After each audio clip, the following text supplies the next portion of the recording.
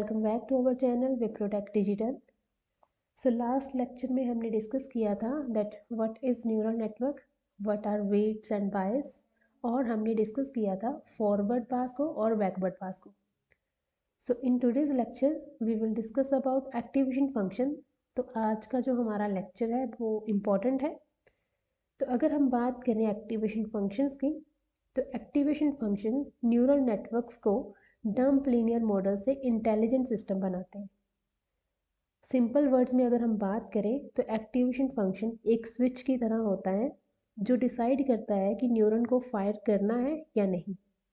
So in deep learning an activation function is a mathematical function applied to the output of a neuron to decide whether it should be activated or not.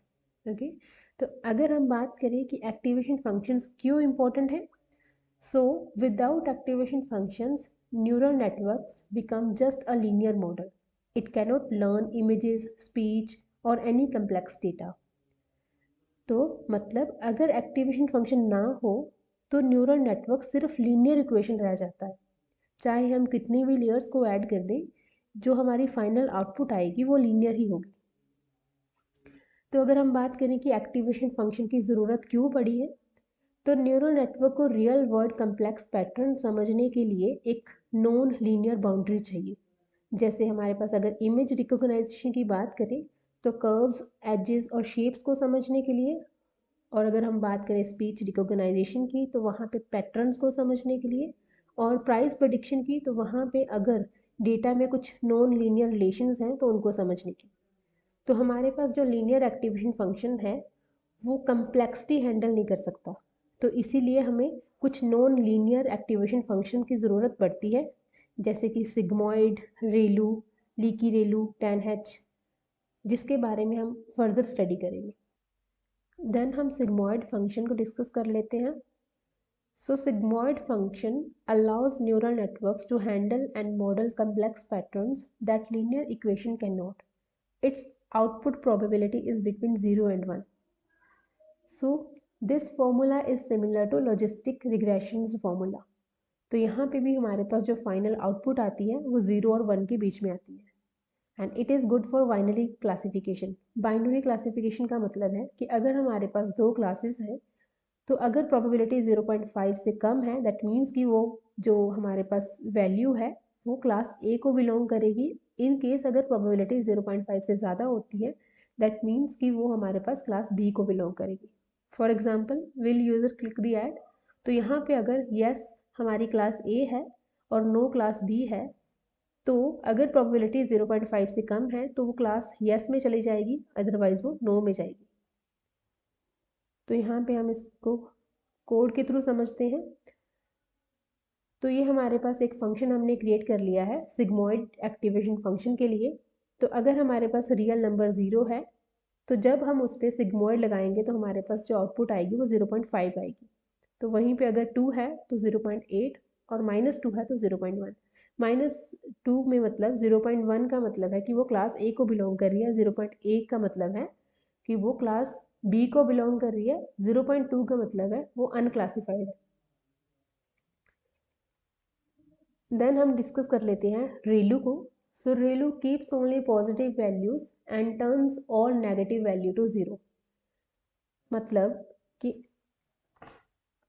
अगर हमारे पास जो x की value है वो 30 है, then जो हमारे पास रेलू activation function के बाद वैल्यू आएगी वो 30 आ जाएगी। जो फाइनल आउटपुट होगी वो 30 होगी। बट इन केस अगर हमारे पास जो x की वैल्यू है वो -20 या -2 समथिंग है, तो जो हमारे पास फाइनल आउटपुट आएगी वो 0 हो जाएगी। रेलू एक्टिवेशन फंक्शन जितनी भी नेगेटिव वैल्यूज़ होती हैं उनको 0 में कन्वर्ट कर देता है।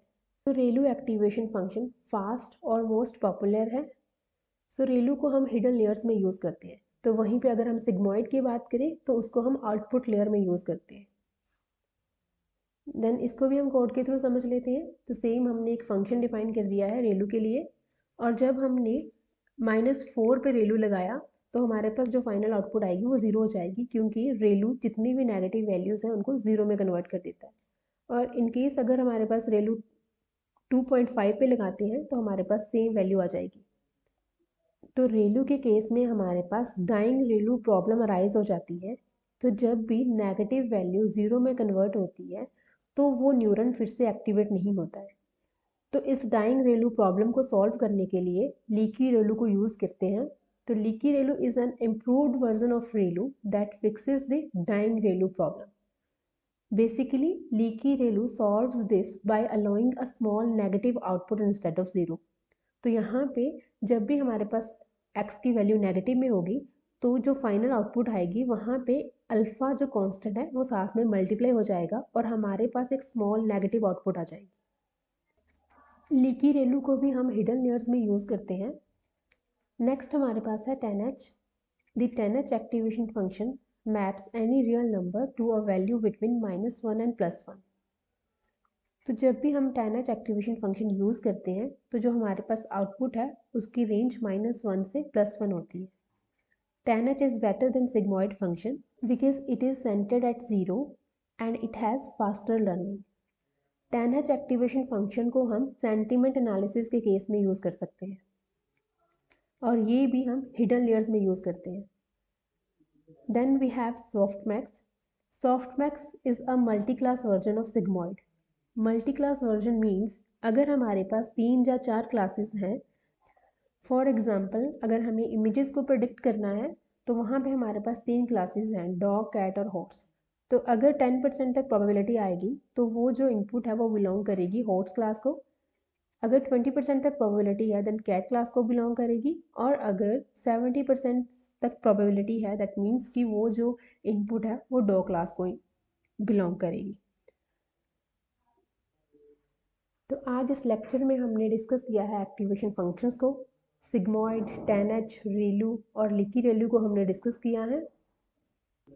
तो नेक्स्ट लेक्चर में हम डीप लर्निंग का नेक्स्ट टॉपिक करेंगे। तो अगर आपको ये वीडियो पसंद आई है तो इसको लाइक करें और शेयर करें और हमारे चैनल को सब्सक्राइब करें। Thank you.